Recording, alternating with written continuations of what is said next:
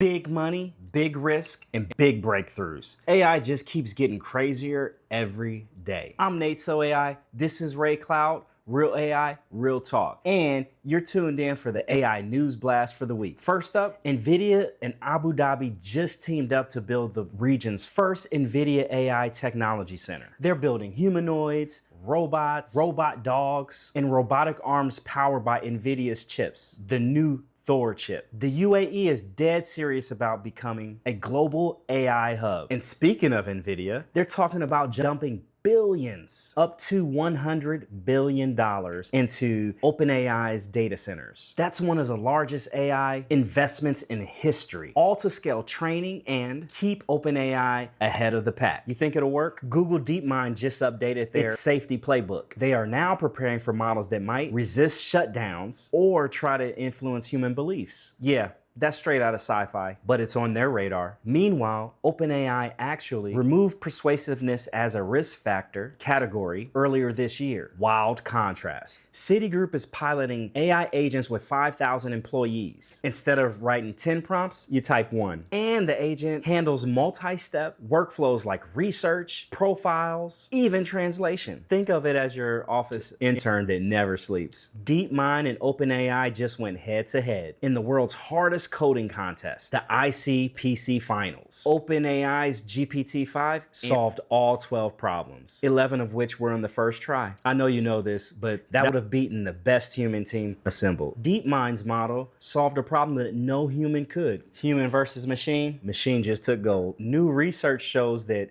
some AI models scheme, basically faking alignment while hiding different goals. That's a bit creepy. OpenAI's answer? A new method called deliberate alignment. Instead of just reward punishment, models are taught ethical rules up front to reason about safety before acting. Cybersecurity giant CrowdStrike is buying Pangea Cyber for $260 million.